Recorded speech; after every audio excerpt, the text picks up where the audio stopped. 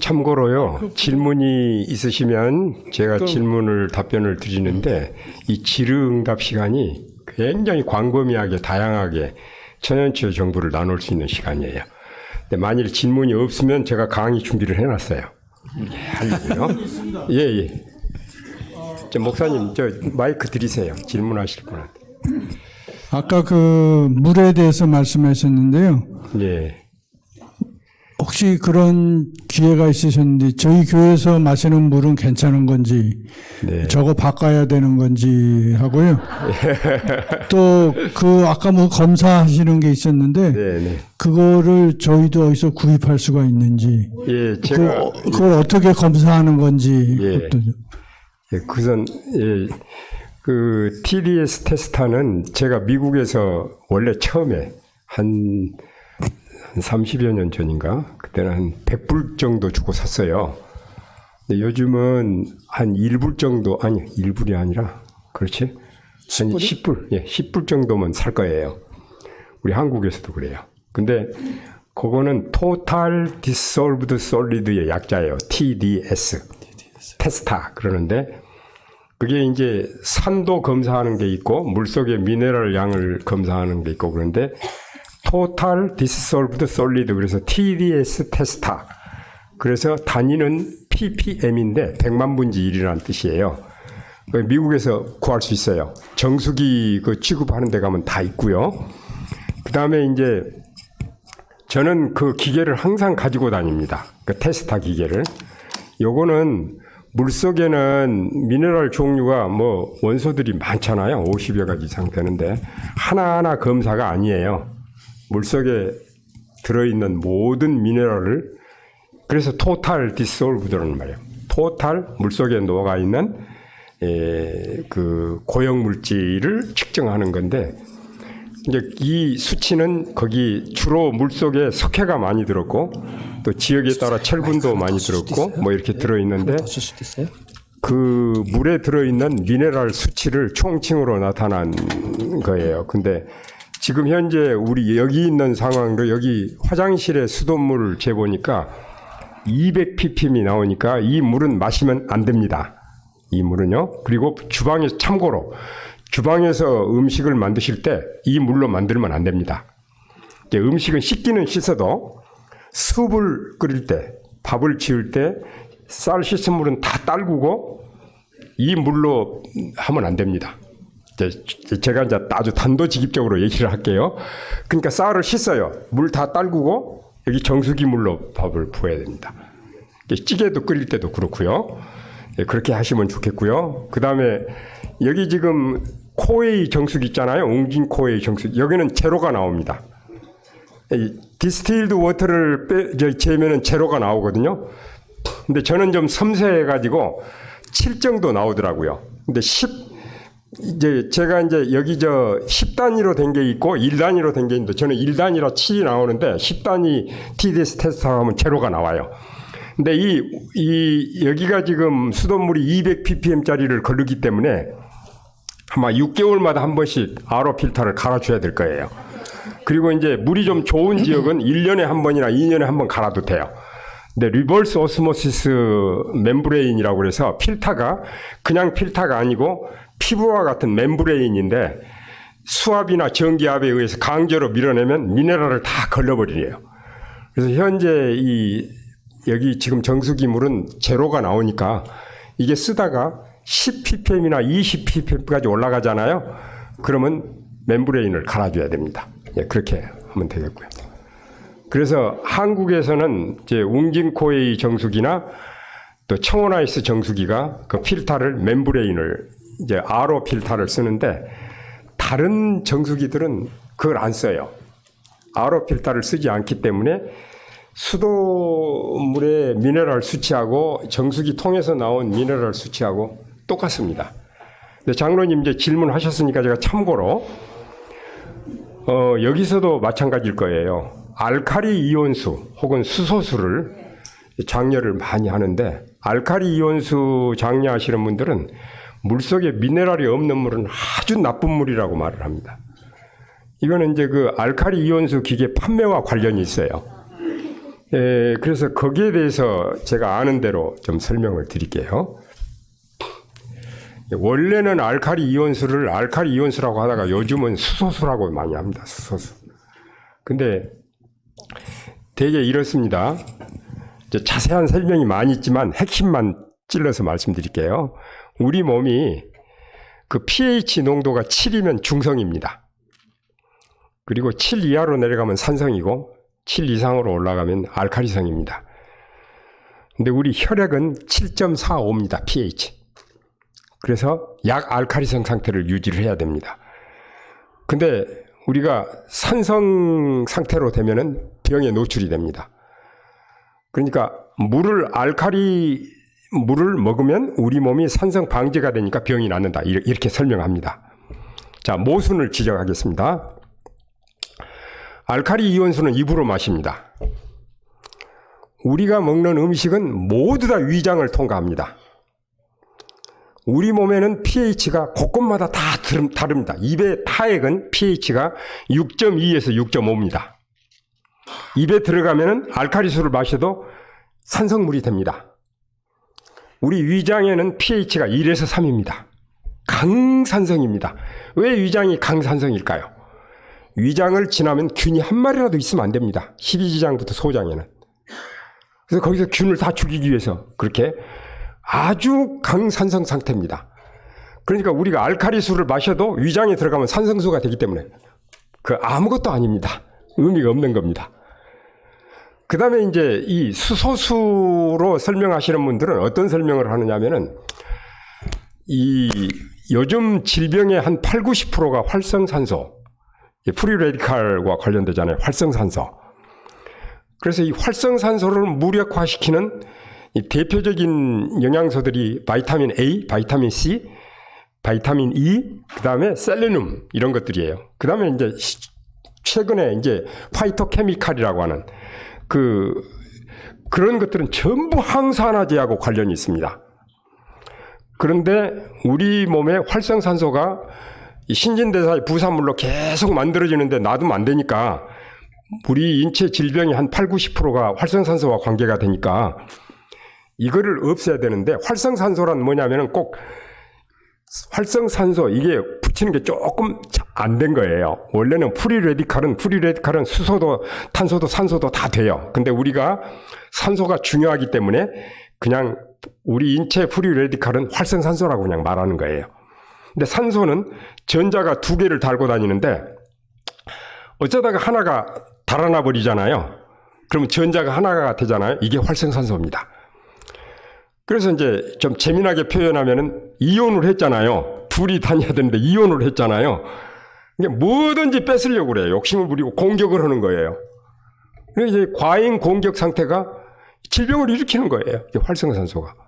그러니까 수소는 전자가 하나입니다.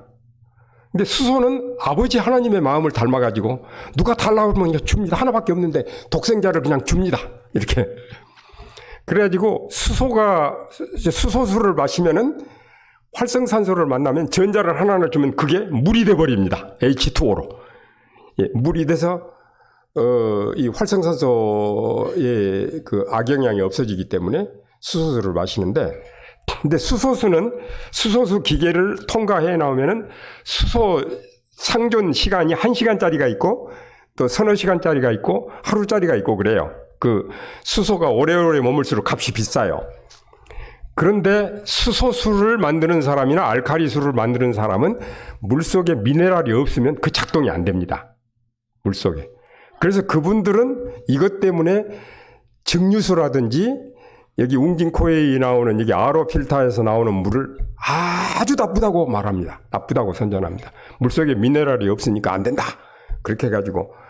그래서 우리 한국에서도 제가 아주 잘 아는 사장님이 이 알칼리 이온수 또 수소수 기계를 보급을 하시는 분이 있어요. 저하고 아주 절친인데 제가 그분한테 그렇게 얘기를 했어요. 여기 지금 수소수를 만들 때 RO 필터를 거친 다음에 수소수를 만들면 참 좋겠다. 이런 제안을 했어요. 그러고 난 다음에 제가 이제 토론토에 건강 강의 초청을 받아가지고 갔는데 얼마나 놀라운 사실을 발견했냐면요. 저는 그런 게 있을 거라고 생각을 못 했는데 이쪽에 북미 지역에는요. 수소수를 만드는데 RO 필터를 거친 다음에 그 물로 수소수를 만드는 게 나와 있더라고요. 기계가 제가 알았을 때 그 기계가 한 대 1,000만 원이에요. 1,000만 원. 그래서 벌써 얘기는 나와 있네. 그래가지고 거기 저 안내 설명서 있잖아요. 설명서 가지고 있어요. 그래서 이제 RO 필터를 거치지 않고 그냥 물로 수소수를 만드는 거하고 RO 필터를 거친 물하고 만드는 거하고 다 비교를 설명을 해놨어요. 근데 여기서 제가 한 가지 설명을 드릴게요. 그 알칼리 이온수는 아까 말한 대로 그거는 아니고요. 그거는 모순이 너무 많고요. 이제 수소수는 일본 학자들이 많이 설명을 해요. 일본 학자들이. 근데 수소수의 주 목적은 활성산소를 무력화시키는 거잖아요.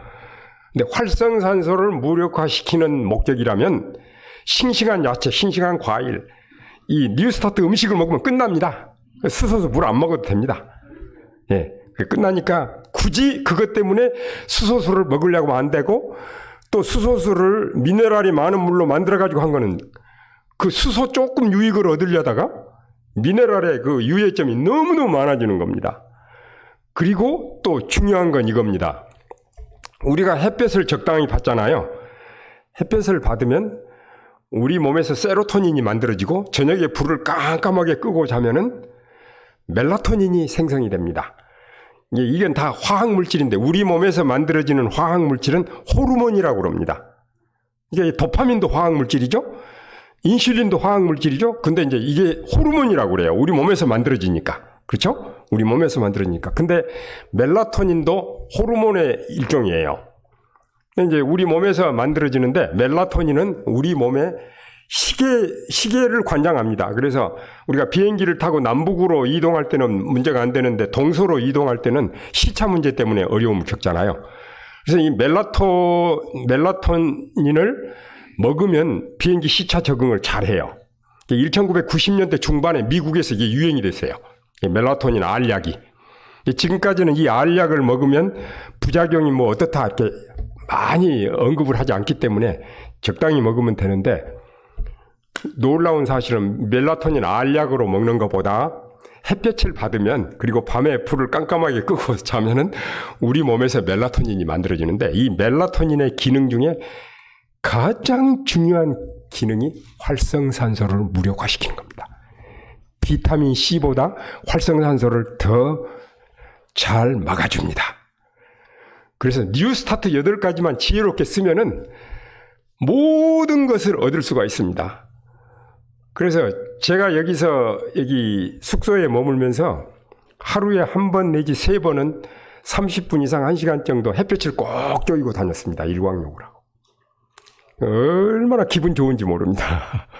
예, 이제 여기까지 제가 설명을 드리고 또 다른 질문 있으시면 하시죠. 네. 지난번에도 온열기에 대해서 말씀하셨잖아요. 네. 온열 매트. 예. 여기 미국에도 온열 매트 대리점. 그런데 이제 온열 매트 그 광고할 때 보면 여수요양병원하고 목사님 얼굴도 나오던데 목사님 그 광고에 출연하신 건지 온열 매트를 장려하시는 건지. 예. 그 회사에서 그냥 이용해서 하는 겁니다.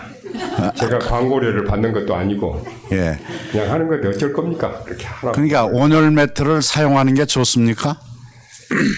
그거는 제가 지난번에 그 온열 치료에 대해서 말씀하시죠. 한번 했죠. 예.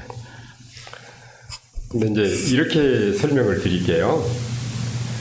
우리가 건강 생활을 하는데 건강을 유지하기 위해서 너무 복잡해도 하기가 어렵습니다.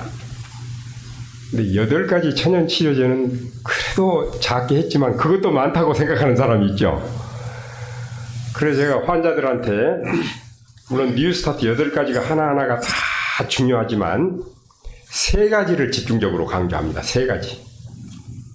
첫째는 마음이 편해야 된다. 마음이 평안해야 된다. 이게 제일로 중요합니다. 그 어떤 것보다도 예를 들어서 이제 제가 좀 단적으로 얘기를 할게요. 술 좀 마시고 돼지고기 먹고 그래도 마음만 편하면 술 안 먹고 돼지고기 안 먹는 사람보다 병 안 걸리고 더 잘 삽니다. 예, 그만큼 중요하다는 거예요. 그만큼. 그러니까 지금 이 말을 잘못 오해하시면 안 됩니다. 예, 그만큼 마음이 중요하다는 거예요. 잠언 18장 14절에도 마음으로 능히 병을 이기려니와 그랬잖아요. 그래서 마음의 안정. 우리 여기 연로하시는 분들은 그냥 행복하게 사십시오. 행복하게 살면요. 이 피를 더럽히는 세 가지 요소 중에 첫 번째가 마음이 나쁜 생각입니다. 기쁘고 즐겁게 살면 계속 피가 깨끗해지니까 피가 잘 돌고 혈관도 부드러워지고 다 병 예방도 되고 면역력도 올라오고 그래요. 마음이. 그 다음에 두 번째가 그 다음이 두 번째라기보다는 그 다음이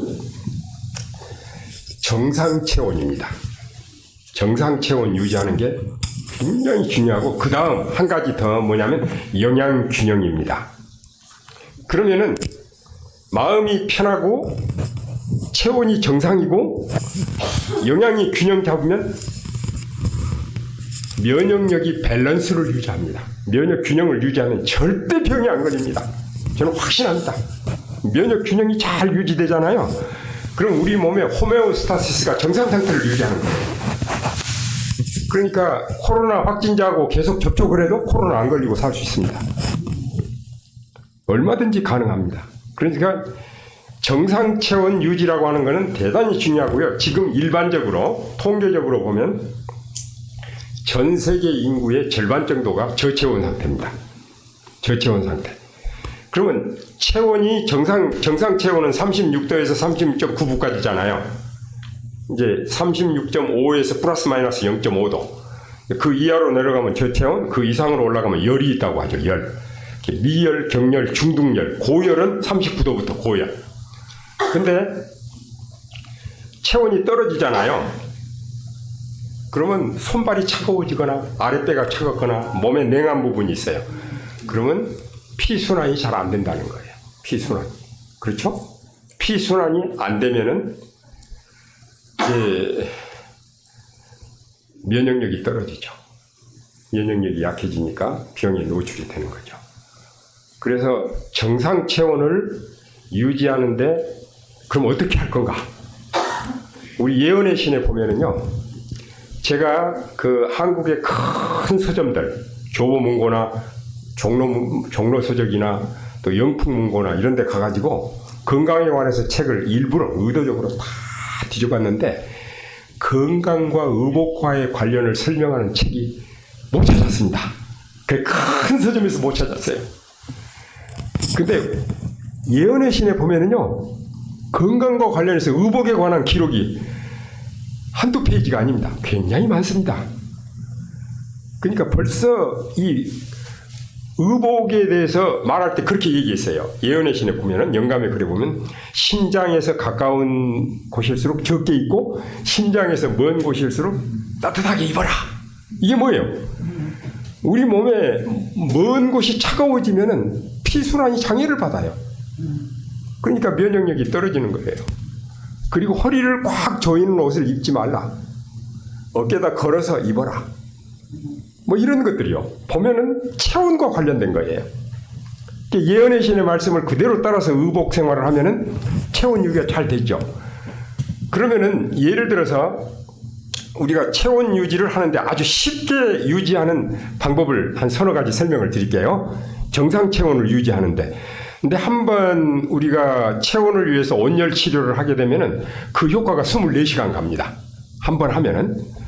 근데 아주 쉬운 방법, 제일 쉬운 방법이 뭐냐면은 발목까지 따끈따끈한 물을 세수대에 받아가지고 핫풋 베스를 하는 겁니다. 온수 조격.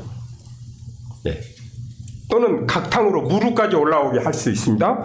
그 다음에 할프 베스라고 반신욕, 배꼽까지 욕조에 물을 받아서 반신욕을 한 30분에서 40분 해주면은 이 하루 종일 체온을 유지하는데 도움을 줍니다. 예, 그런 방법들이 간단하게 할 수 있고요. 또 마음대로 이제 목욕탕을 갈 수 있다면 한국에는 이제 목욕탕이 아주 편리하게 잘 이용되잖아요. 거기 가면은 온냉욕을 할 수 있습니다. 뜨거운 물에 3분, 찬물에 30초. 이거를 저는 8번씩 반복하거든요. 보통 6번 이상 8번 반복하면 시간은 30분 내외에 걸립니다. 그렇게 하는 동안 면역력이 확 올라갑니다. 또 이제 암 환자들을 위해서는 구강 체온 기준을 39도 올리는 걸로 해서 한 50분 하게 하면은 3주일만 이거를 꾸준히 하루에 한 번씩 해서 3주일 가면은 암이 성장이 멈춥니다. 구강, 저는 죄송합니다. 구강에 저희 집에 암 환자가 있어요. 그래서 제가 여기에는 굉장히 관심이 많은데 어떻게 입안에 구강의 온도를 39도 유지할 수 있습니까? 아니요, 찜질할 때요. 찜질할 때요? 찜질할 때만이 평소에는 안 되죠. 평소에는 36도 5분나 뭐 36도나 37도나 그 정도겠죠. 근데 이제 열을 올릴 때, 그러니까 옛날에 그 병 중에서 욕으로 사용되는 병이 있죠. 욕. 연병. 그게 장질부사잖아요. 얼마나 그 장질부사가 고열을 수반하잖아요. 39도, 40도까지. 얼마나 힘들면은 욕할 때 그거 해라 그러잖아요. 근데 이 장질부사에 걸렸다가 나았잖아요. 나으면은 치질도 없어져 버리고 감기도 잘 안 걸리고 자질구레한 병이 다 없어지는 거야. 그러니까 학자들이 확인을 한 거야. 아, 우리 몸에 열이 나서 열을 잘 활용하면은 질병 치료에 이용하겠다. 그래가지고 그 병에 걸려서 나는 열은 영어로는 그냥 피버를 쓴다. 피버라고 말하는데 아티피셜 피버로 인위적으로 열을 올려서 치료할 때는 떨모테라피라고 합니다. 또는 다른 용어로는 하이퍼델미아 그럽니다. 그래서 이 내용에 대해서 우리 교회 의사 선생님 중에서 아주 많은 전문 서적들을 참고해서 설명한 그 분이 아가타 드리시입니다. 유치파인의 아가타 드리시. 그분이 이제 그런 자료들을 썼는데 저도 42년 전에 그분을 그 유치파인에 들려서 머물면서 그런 자료들을 입수해가지고 한국에서 40여 년 전부터 저는 온열 치료를 해왔습니다. 근데 이제 그때는 지금처럼 온열 매트가 없던 때이기 때문에 어떻게 했냐면은 중형 타월을 30장을 10장을 절반으로 접어서 재봉틀로 꼬맨 다음에 이거를 물에 짜가지고 꽉 짜가지고 말아가지고 이렇게 큰 찜통에다 넣으면 5장밖에 안 들어갑니다. 찜통 2개에다가 밑에 스팀 올리게 해가지고 1시간을 삶습니다. 1시간을. 그거 올려오면은 배 위쪽으로 5장, 그 다음에 등 쪽으로 5장, 그 사이에 마른 타월 접어서 5장, 이렇게 해가지고 찜질을 했습니다. 그거를 무려 한 20여 년 했습니다. 한국에서. 한번 치료를 하고 나면 빨래줄이 그냥 그득합니다.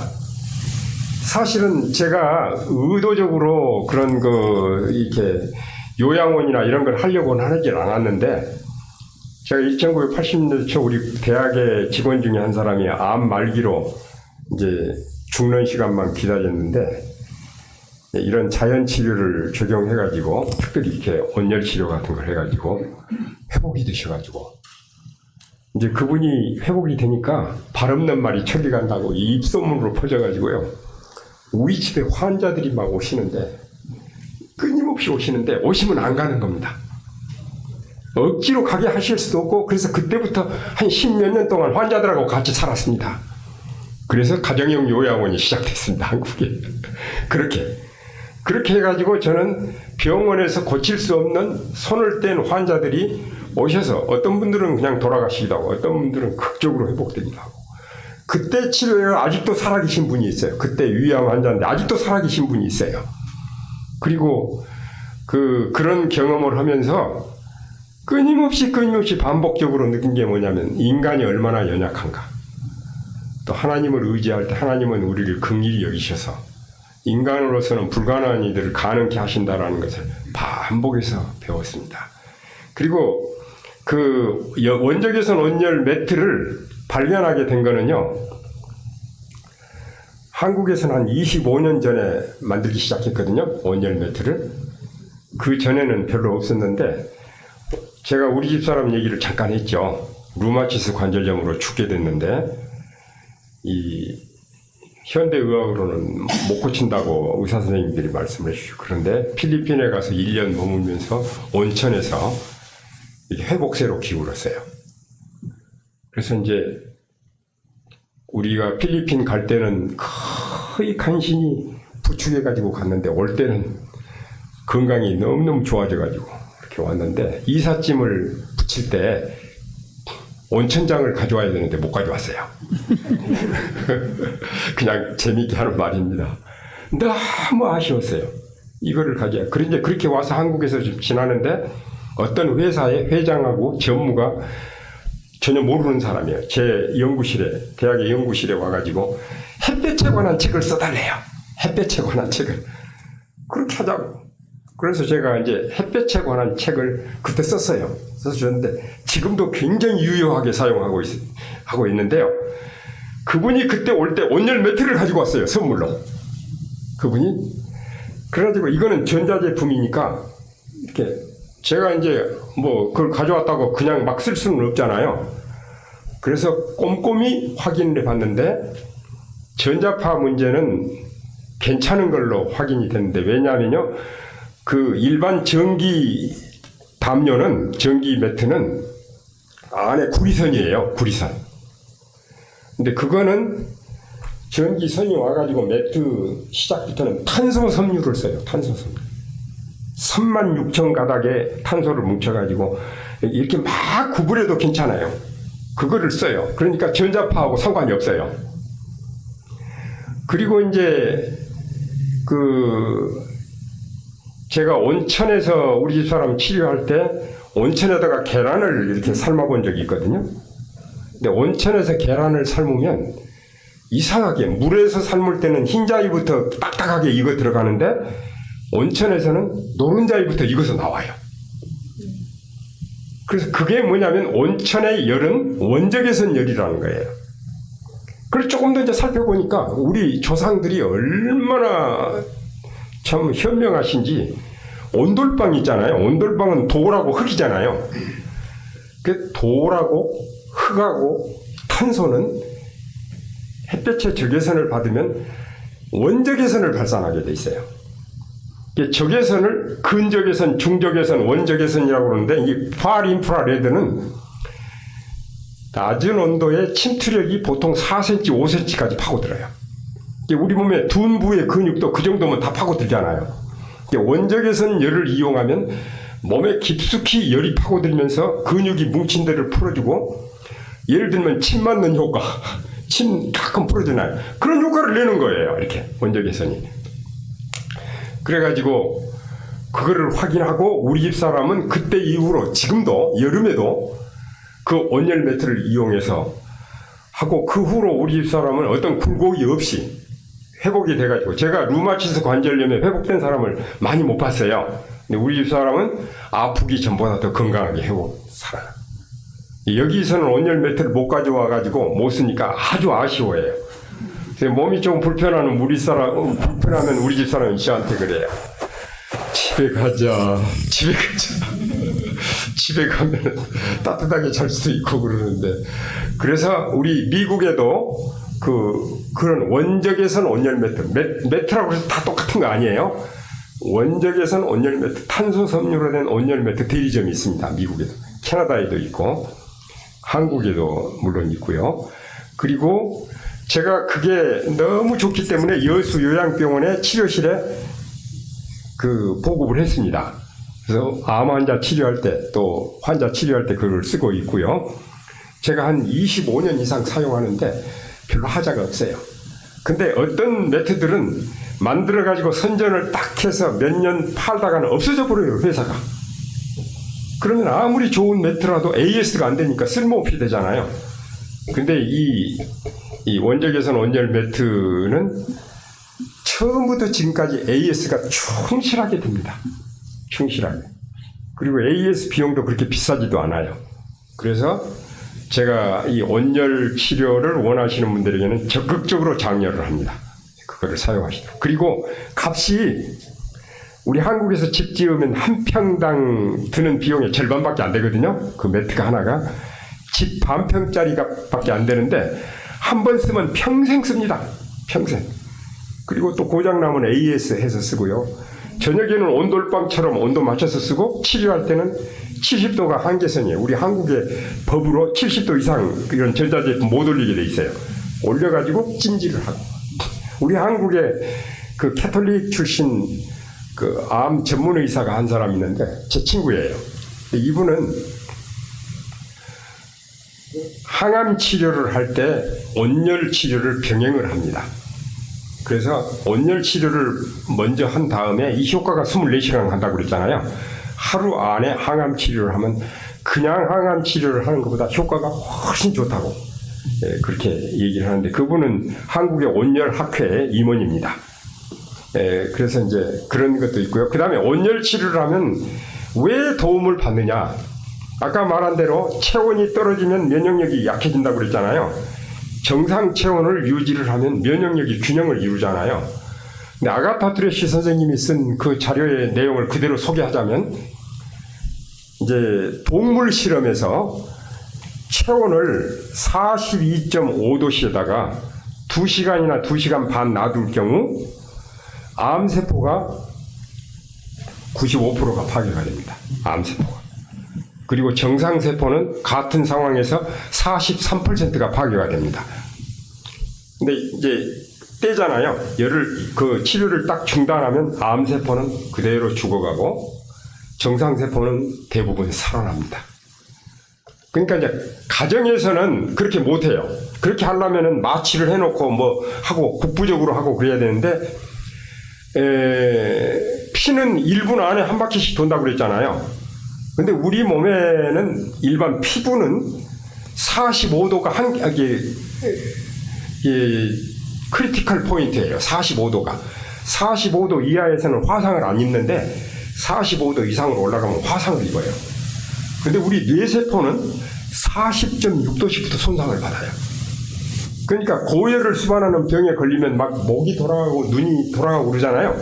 그건 뇌세포가 손상을 받는다라는 거예요.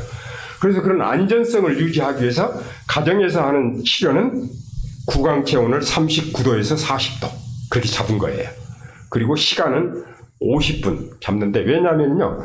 우리가 치료를 딱 시작을 해서 20분, 빠르면 20분, 늦으면 30분 지나면 39도까지 올라갑니다. 38.5도까지는 금방 올라갑니다. 쉽게 올라갑니다. 39도까지 딱 올라는 구강 체온이 39도시라면은요. 직장 온도는 그보다 1도 높게 잡으면 되거든요. 직장 온도는. 그렇게 올라가죠. 그래서 그렇게 하게 되면은요. 30분 지나는 사이에 우리 몸의 백혈구 수치가 3배에서 5배로 증가하고 또 아주 중요한 면역세포 중에 하나가 호중구라고 있는데 이 호중구는 8배로 증가합니다. 8배로. 그렇게 해서 면역력이 확 활성화되면서 면역의 밸런스가 잡아지니까 암을 이기는 거고요. 그 다음에 이제 체온이 1도 오르잖아요. 맥박은 10번 정도 빨라집니다. 그렇게 해서 이제 그 면역력으로 하나 설명이 가능하고 또 다른 하나 설명은 암세포는 이 혈류가 발달되어 있지 않아요. 암세포는 정상세포에 비하면은 2%에서 15%밖에 발달이 되어 있지 않아요. 그러니까 보통 우리가 이제 열을 받을 때 복사열이 있고 대류 전도열이 있잖아요. 예, 복사열을 가정을 해봅시다. 이렇게 이제 따뜻한 난로에 되면은 손이 부구스름해지잖아요. 왜 그러냐면요. 열을 받으면은 너무 뜨거우면 안 되니까 열을 분산시켜요. 그래서 웬만큼 45도 미만에서는 화상을 안 입어요. 건강한 사람은.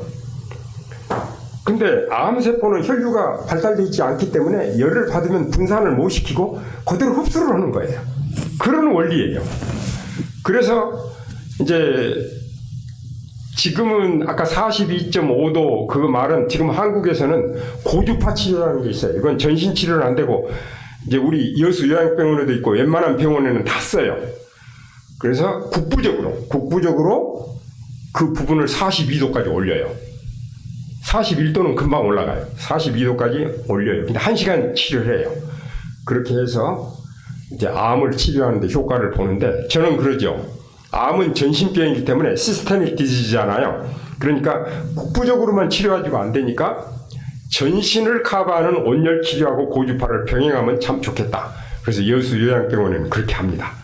그래서 이렇게 제가 이제 여기까지 핵심 내용을 설명드렸습니다.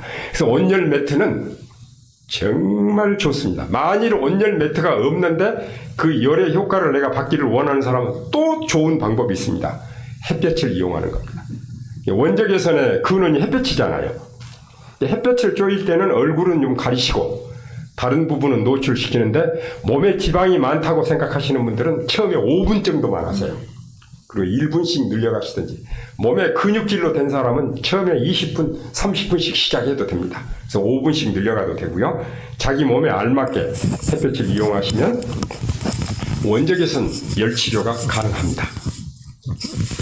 질문에 답이 됐는지 모르겠습니다. 미국에서는 햇볕을 앞으로 쬐면 피부 암소가 있고 피부 노화 걱정 때문에 여자들이 그걸 피하고 있잖아요. 그런 경우는 어떻게 해야 되는지요? 예, 거기 지난번 강의를 안 들으셔서 네, 어저께 밤에 왔기 때문에 못 들었습니다. 그런데 제가 이제 보통 피부암은 흑색종은 피부에 노출된 부분에 90%가 생긴다 일반적으로 그러잖아요. 근데 제가 관리하는 환자 중에는 항문 안에가 10cm, 직경 10cm의 흑색종이 생겼어요. 그럼 이게 햇볕의 영향일까요? 예를 들어서 그런 거예요. 근데 요즘은 이 흑색종은 꼭 햇볕에 노출된 부분만 생기고 그런 데는 다른 데는 안 생긴다 그렇게 말 안 해요. 지금은 흑색종 아무데라도 다 생겨요. 그런데 요즘 그 환경 오염 가운데 대기 오염 잘 이해하시죠? 이거는 수질 오염도 잘 이해하시죠? 빛 오염이 있습니다. 빛 오염. 이건 잘 못 들어보셨죠? 무엇이 빛 오염인지 아세요? 빛 오염, 햇볕 기피 현상. 그 다음에 저녁에 불 환하게 켜놓고 늦게까지 안 자는 거. 이 빛 오염입니다. 그래서 이런 것들은 우리 그 다음에 햇볕을 안 쬐이면 안 쬐일수록 비타민 D가 안 만들어지니까 우리 음식에 칼슘이 충분히 들었는데 비타민 D가 없으면 칼슘 대사에 이동도 흡수도 안 됩니다. 그러니까 그 골다공증 먹으면 칼슘제를 주잖아요. 그것은 참 이상합니다. 비타민 D를 공급을 해야 됩니다. 근데 비타민 D는 현재 미국의 경우, 미국의 사람들의 통계 자료를 보면요, 비타민 D가 IU 기준으로 해서 인터내셔널 유니트란 말이죠. 400유니트가 필요합니다. 하루에 400유니트. 근데 미국 사람의 평균 비타민 D가 240유니트입니다. 알약으로 먹으니까. 그런데 비타민 D를 얻는 가장 좋은 방법은 햇볕입니다. 우리 하루 분의 비타민 D를 햇볕에서 얻으려면은 옷 입은 채로 팔과 얼굴 이런 데만 노출된 채로 햇볕에 15분 내지 20분만 있으면 하루 분의 비타민 D가 만들어집니다. 햇볕에 의해서 옷 입은 채로도 이렇게 손과 이런 데만 노출되면. 그런데 만일 음식에서도 비타민 D를 먹을 수 있는데요. 음식에서 하루 분에 400유니트의 비타민 D를 먹으려면 음식에서 먹으려면 하루에 계란 6개씩 먹어야 됩니다. 6개 계란. 우유 15컵 마셔야 됩니다. 버터를 18수저를 마셔야 됩니다. 그럼 하루 분에 비타민 D를 얻기 위해서 그렇게 먹으면 얼마 안 가서 무슨 문제가 생길까요? 뇌졸중, 심장마비, 당뇨 이런 무수한 병에 노출되죠. 근데 여러분 얼마나 우리 하나님께 감사해야 되겠어요? 전혀 해가 없이 햇볕에 한 20분 정도, 30분 정도만 다니면은 하루 분에 비타민 D가 다 만들어지고 비타민 D가 정상적으로 나오면 음식에서 칼슘 흡수, 이동도 잘 되고 치매도 예방하고 암도 예방하고 아까 흑색종 얘기 이제 말씀드릴게요. 사실은 햇볕이 암을 일으키는 게 아니고 햇볕을 받으면 지방은 산화가 됩니다. 옥시다이제이션. 그래서 활성산소가 만들어지고 과잉 자극을 일으키고 각종 병의 원인이 되는데 고기 마음대로 먹고 흰쌀 흰밀가루 먹고 운동도 안 하고 배가 나오고 이 지방이 많은 사람은 햇볕이 아무리 좋아도 햇빛을 보면 위험합니다. 위험합니다. 그러나 뉴스타트 식사를 하고 운동도 하고 몸이 지방은 적당히 있고 근육질로 된 사람은 햇볕을 오래 쬐도 문제가 없습니다. 문제가 없습니다. 그러니까 이 햇볕과 암과의 상관관계에 있어서 햇볕이 문제가 아니고 우리 몸의 지방이 문제입니다. 이게 답이 되셨기를 바랍니다. 감사합니다. 그리고 아까 말씀하신 정상 체온이 미국에서는 98.6도지 않습니까? 예, 화씨로요. 네네, 화씨도. 근데 저 같은 경우에는 몇 년 전부터 97.6으로 내려가서 다시 올라오지 않습니다. 이런 경우에는 어떻게 해야 되는지요? 그러니까 이제 온열 찜질이 필요한 건지요? 당연히 필요하고 일광욕도 필요하고 근데 이 체온을 올리는데 우리가 뉴스타트 내용 중에 운동이요. 운동. 그 다음에 햇볕 일광욕. 그 다음에 이제 햇볕을 다른 면으로 이용하는 게 아까 제가 말한 대로 하프 베스. 하프 베스. 그 다음에 이 온냉 교차요. 그 다음에 온열 매트 이용하는 찜질 이런 것들이 다 햇볕의 적외선을 이용하는 거죠. 그러니까 그 찜질을 날마다 하시면 좋아요. 아니면 번거로우시면 각탕을 할 수 있잖아요. 온수 조격. 계속해서 하셔서 이 손발이 차가우면 안 됩니다. 제가 이제 그 병원 검사지를 가지고 와서 천연치료 상담을 할 때 반드시 뉴스타트 8가지를 가지고 진단법을 개발한 것으로 이제 그냥 예, 아니요 답변해요. 그래가지고 바퀴 그림에 넣으면은 내 문제를 딱 한눈에 볼 수 있거든요. 그렇게 하는데 이 저체온 문제 가진 사람이 굉장히 많습니다. 생각보다 많습니다. 이 문제를 해결하시는 게 좋죠. 그 이후로 저 면역 체계도 굉장히 망가진 것 같아요. 그러니까 벌써 이제 아셨잖아요. 아셨으니까 그 개선을 하셔야죠. 그 다음에 옷을 입을 때도 꼭 심장에서 가까운 부분은 작게, 심장에서 먼 부분은 따뜻하게. 조금 날씨가 추워지면 장갑을 꼭 끼시고요. 그 다음에 저녁에 주무실 때도 항상 발은 따뜻하게 하고 주무시고요. 또 이 심장 쪽으로는 너무 두껍게 입지 마시고요. 하나님께서는 아주 상세하게 우리에게 말씀을 해주셨으니까 그렇게 하시면 되겠습니다. 제가 질문 좀 하겠습니다. 예. 저도 그 온열 치료법에 대해서 좀 여쭤보려고 그랬는데요. 지금 박사님 말씀하시는 중에 제가 궁금했던 게 많이 나오기는 했어요. 그래서 오늘 질문 시간이 있다 그래가지고 제가 밥 먹으면서 생각하고 좀 잠깐 적었는데요. 그 온열 그 치료법이 그 우리 몸의 체온을 높이는 거라면 요즘 그 상품화된 온열 그 매트리스하고 우리가 또 몸을 온도를 높이는 방법에는 전기담요도 있고요. 우리가 또 온천욕도 있고 사우나도 있고 이런 다른 게 방법이 우리 그 체온을 높일 수 있는 방법이 있는데 왜 매트레스 상품화된 거하고 우리가 이렇게 얻을 수 있는 온도에 그게 뭐가 좀 다른가 그게 하나가 궁금했고요. 또 그 매트리스 판매장에 가면 이 사람들이 그 컴퓨터에서 온열 매트 치료가 이렇게 됐다 하면서 컴퓨터로 보여주는 게 노란색으로 나오는 걸 봤어요.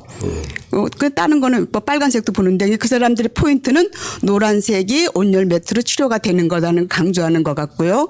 근데 다른 거는 왜 노란색이 이것도 나오는지 안 나오는지 그게 궁금했고 또 하나는 그 온열 너무 많이 하면 내가 잊어버리잖아요. 저도 궁금한 거 좀 접었어요. 일단 네 가지. 노란색하고는 별로 상관이 없습니다. 없습니까? 예. 그러면 그다음에 저기 그 일반 전기 장판은 안에 구리선이니까 전자파가 많이 나옵니다. 예, 그럼 제가 말하는 이 그 온열 매트는 탄소 섬유로 되어 있기 때문에 전자파 문제가 없습니다. 그럼 여기서 포인트. 네. 그러면 탄소 섬유가 우리 질병을 치료하는 거에 도움. 탄소 섬유가 치료한단 말이 아니고 그거가 보세요. 우리 옛날에 이 아궁이에다 불 뗄 때 부인병이 거의 없었습니다. 아 그렇다면 다리 쫙 벌리고 불 때니까 안에 온열 치료가 되잖아요. 그리고 옛날에는 온돌방에서 살았잖아요. 온돌방이 흙하고 돌하고 달고 놓은 거예요. 그 원적외선이 나오는 거예요. 지금도 온열 매트를 꼭 쓰란 말은 아니에요. 여러분들이 지혜롭게 하시면 햇볕을 잘 이용하시면 온열 매트 안 써도 돼요. 그 제가 지금 물어보신 예. 얘기 포인트입니다. 그래서 그래요. 우리가 온천 근데 잘 안 쓰잖아요. 안 쓰고 또 저녁에는 햇볕이 안 나잖아요. 그러니까 햇볕과 같은 똑같은 치료 효과를 가진 것을 저녁에는 온돌방으로, 치료할 때는 70도까지 올려서 치료로 그렇게 쓰자는 거죠. 우리가 자주 이제 온천도 가고 네. 온천을 못 가면 사우나라도 가갖고 네. 우리 그 그러면 몸의 이제- 온도를 올리는데 네. 그럼 그런 것도 저 온열법에 준하는 치료가 되는지요? 당연히요. 교수님이 말씀하신 대로 네. 사우나 가든지 온천장에 가면 온천열이 원적외선열입니다. 네. 사우나 가면은 온천열이 아니기 때문에 그냥 열이잖아요. 그래서 온냉을 이용하기도 하고 그렇게 하기도 한데, 원래 이 하이드로테라피, 저는 이제 물리치료학과 교수로 일했잖아요. 하이드로테라피 제 전공 과목입니다. 또 온열 치료도 제 전공 과목이고 마사지 치료도 제 전공 과목이고 그래요. 근데 제가 미국에서 교육을 받았어요. 다 그런 교육을. 그러니까 이제 사우나, 온천 다 좋은데 집에서 자주 다니기가 힘들지 않아요. 어느 때라도 집에서 그냥 쉽게 잘 온돌방도 이용하고 치료도 하고 온열 매트가 최고예요. 네. 그다음 또 궁금한 거는 그럼 온열법으로 치료를 한다면 예. 우리 몸의 온도가 37도인데 그거보다 얼마까지 높아야지 치료 효과가 있는지요? 예. 일반적으로 당뇨하고 고혈압은 38도나 38도 5부까지만 올려도 됩니다. 당뇨는 특별히 신경이 이렇게 둔해지는 부분들이 있잖아요. 온도를 높이 올리면 화상 입어요. 당뇨 환자들은 40도까지만 올라가도 화상 입을 수 있어요. 조심해야 되고요. 아까 제가 이제 그 다음에 암은, 모든 형태의 암은 39도 이상, 40도까지. 그건 오랄 템프리처리예요. 그 다음에 세균 감염성 질병은 39도에서 39.3도까지, 39부 3도까지 올리면 잡습니다. 그렇게 해결할 수 있고요. 예, 또 말씀하시죠. 그다음에 또 그러면 온열 치료법으로 질병을 치료할 수 있는 병은 어떤 병을 레코멘드 해 주실 수 있는지. 모든 병이 다 해결됩니다.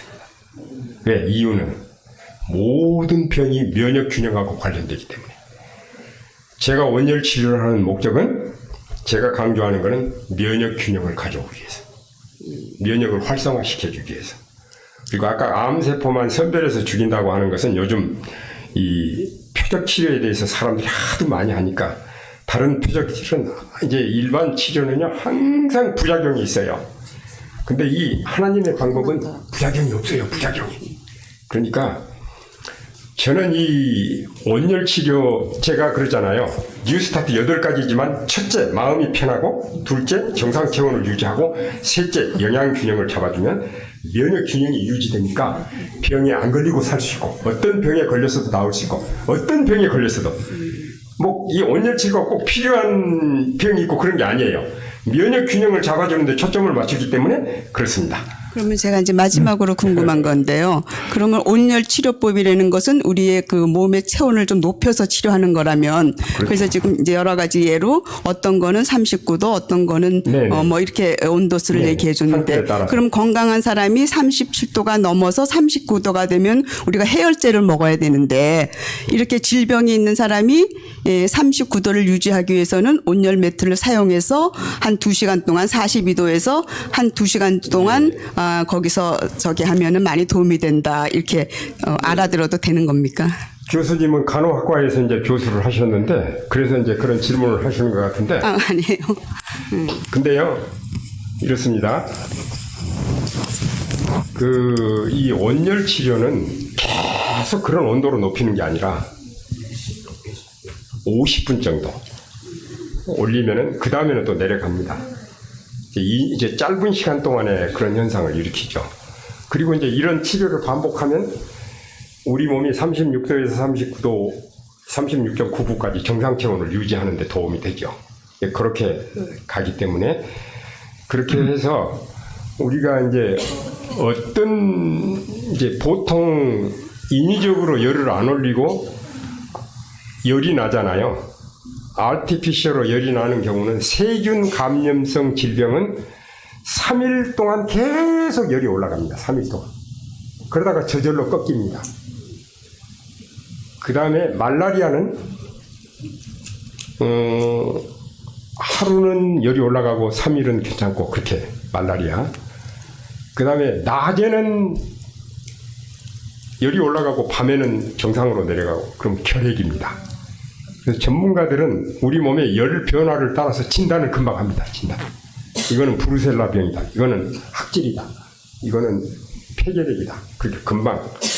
그래서 그거를 가지고 열을 이용해서 또 치료를 하는 거죠.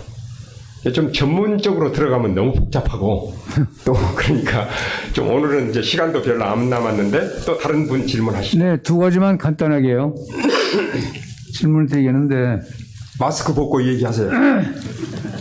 제 경험으로는 첫째, 저녁에 목욕을 아까 저기 그 몸 바디 템퍼처 말씀을 쭉 하셨는데 그건 뭐 다 저희가 알고 웬만한 사람들 아는 상식이나 그건 옳은 말씀이시고 저녁에 샤워를 하고 자니까 완전히 그냥 뭐 잠을 몸이 뜨뜻해서 잠이 그냥 다 follow sleep을 잘 되죠. 하나. 두 번째 질문. 근데 그건 좀 시간이 좀 걸리죠. 두 번째는 제가 볼 때는 어메이징한 얘기인데 뭐 다 여러분들이 아실 거예요. 들어놓아서 발이 좀 차고가지고 발을 들고 시간을 제가 재봤어요. 1분 내지 3분이야. 치면서 이렇게도 치고 뭐 발발 방울 치면서 한 100번 정도 쉬어봤는데 어떤 때는 제가 150번도 해보고 시간 한 1, 2분밖에 안 걸려요. 그러고 잤는데 진짜로 자다가 변소에 갔는데 발이 뜨끈뜨끈해요. 더운 게 아니라 뜨끈뜨끈해요. 제 경우에는 제가 뭐 건강 체질이긴 하지만 그래서 발차기라고들 나오고 여기저기 나오더라고요. 그게 일종의 엑서사이즈인데 발과 발이 때리면서 발끝에 그리고 저기 장단지가 제2의 심장이라는 것도 우리가 다 알고 있고 좀 더 내려가서 미세혈관이 제일 많은 데가 발 아니겠어요? 100번 내지 200번을 이렇게 치니까 이렇게 치고 자기 나름대로 완전히 발이 뜨거워져요. 그래서 질문이 아니고 이제 교훈을 주셨는데 우리 몸에 열을 올리는 거는 온열 매트만 가지고 하는 게 아니고 햇볕 이용하고 운동 다 열을 올리는 데 도움이 됩니다. 의복을 적절하게 입는 것 다 관계가 됩니다. 또 밥을 과식하면 안 됩니다. 적당히 소식을 해야 체온이 정상 유지를 합니다. 그래서 이제 손이 차가우면요 우선 손을 부비세요. 부비고 또 세수대 뜨거운 물 틀어놓고 하시고 몸이 열이 너무 많으면 찬물 틀어놓고 또 식히세요. 이렇게 이제 그때그때마다 하나님께서 지혜를 주세요. 또 이제 다른 질문 하십시오. 시간이 얼마 안 남았으니까. 예, 저는 한의사인데 이제 침으로 사람들을 치료하는 효과가 있잖아요. 침. 그런데 그 침 대신 주사기에다가 한약재를 증류 방법으로 해서 약침을 놔도 효과가 좋아요. 또 그것 말고 하나님께서 주신 그 천연의 방법으로 양봉업자들은 고혈압, 당뇨 이런 것들이 별로 없잖아요. 벌을 많이 쏘이다 보니까. 그러니까 그 벌침이 굉장히 그 항생제 페니실린의 뭐 500배랄지 뭐 1000배 이런 효과가 있다고 그렇게 양봉업 그러니까 그 치료를 하는 분들은 주장을 하거든요. 목사님께서는 이런 봉침에 관한 것은 어떻게 생각하시죠? 네, 아주 좋은 질문을 해주셨는데요. 제가 직접 답변보다 이렇게 두리뭉실하게 답변을 드릴게요. 우리 하나님은 인간이 잘 되기를 원하십니다. 그래서 일반 의학이든지 한의학이든지 천연치료든지 대체의학이든지 인간을 고통에서 벗어나게 하는 기술이나 치료법은 그 근원이 하나님에게서 나온 겁니다. 봉침이 필요할 때는 너무너무 좋습니다. 봉침을 맞아가지고 손해볼 일이 없습니다.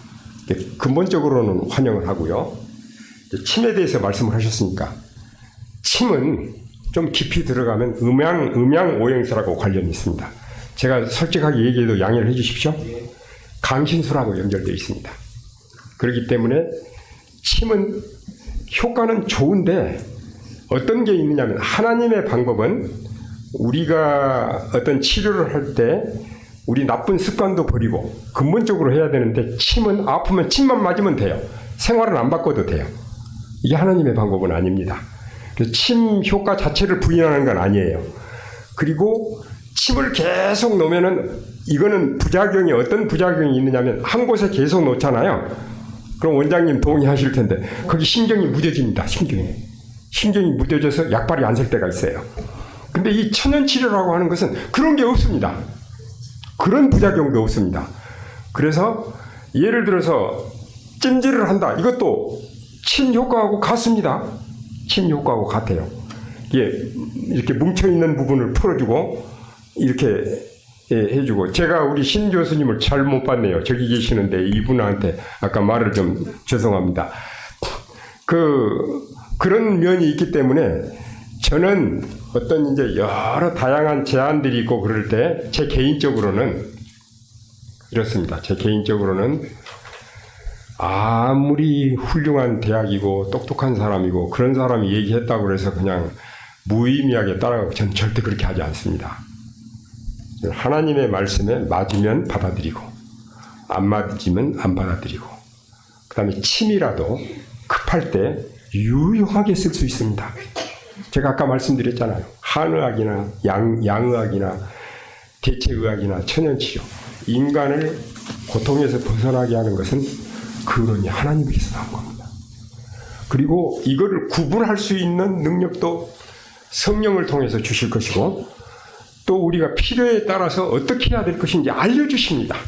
우리 하나님을 의지하고 나가면. 그러니까 제가 조금 전에 침이 나쁘다는 견해를 딱 줬잖아요. 제가 침을 반대하는 사람이 아닙니다. 근데 봉침 같은 거는 우리 집 사람은 봉침을 너무 좋아합니다. 나는 내가 일부러 봉침 맞는 경우는 없지만 어쩌다가 일하다가 벌 쏘이는 경우가 있는데 참 잘 됐다고 봉침 맞았다고 우리 집 사람이 좋아합니다.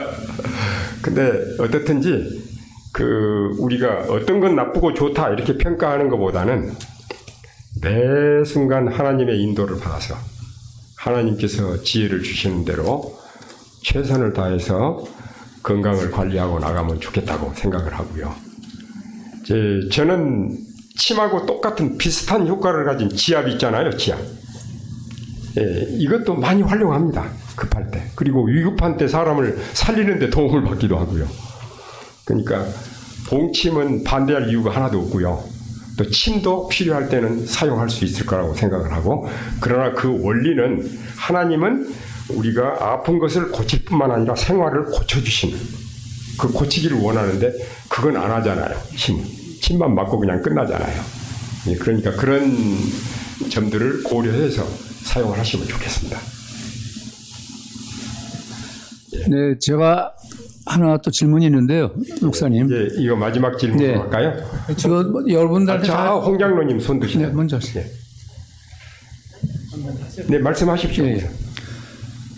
모든 여러분들은 다 중요한 말일 것 같아서 제가 질문을 드리는데, 아까 제가 식사 같이 하다가 옆에서 제가 질문을 드렸는데 나중에 얘기하자고 그랬는데, 저녁에 과일식이 좋다라고 말씀하셨는데, 그럼 저녁에 과일식을 얼마 정도 하면 좋으며, 과일식을 할 때는 아침과 점심을 어떤 식으로 식사를 하는 게 좋으며, 또 과일식을 저녁에 매일 같이 할 때 과당이 몸에 별로 당이 많이 섭취하면 좋지 않나 하는 염려.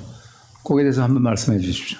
저녁에 음식물에 대해서는 이제 굉장히 내용이 광범위하고 깊이 들어가면 굉장히, 특별히 합식법인데 이제 일반적인 합식법에 있어서는 싱싱한 야채와 싱싱한 과일은 끼니를 따로 해서 먹을 것. 그 다음에 이제 식사를 하루 3끼를 하시는 분, 2끼를 하시는 분이 있는데, 3끼를 하시는 분의 경우는 이상적인 식사 방법은 아침, 점심은 야채나 뿌리 채소나 잎 채소 그런 식사로 하고, 저녁에는 순수하게 과일 식사를 하고, 그리고 6시 경으로 저녁 식사를 하고, 그 이후로 아침 식사까지는 금식 기간이죠. 위장이 쉬게 하는 기간. 그렇게 유지를 하는데, 먹는 양은 사람의 이 신장도 있고 또 체중도 있고 그래서 딱 규정을 정할 수는 없고요. 자기 입에 물리지 않을 정도로 먹으면 됩니다. 그게 가장 좋은 양입니다. 그리고 잘 씹어서 먹고 입에 물리면 벌써 우리 몸에서 안 받는 거예요. 입에 물리지 않을 정도로 그다음에 부족하다 할 정도로 적당히 이렇게 잡수시면 돼요. 그래서 양은 그렇게 하시고요.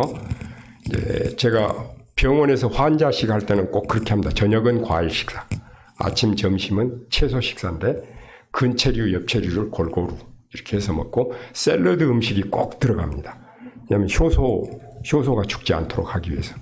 그렇게 해서 이제 기왕에 이제 끝마치려고 하니까 제가 이제 아까 마음의 안정, 그 다음에 이렇게 정상 체온은 어느 정도 얘기를 했죠.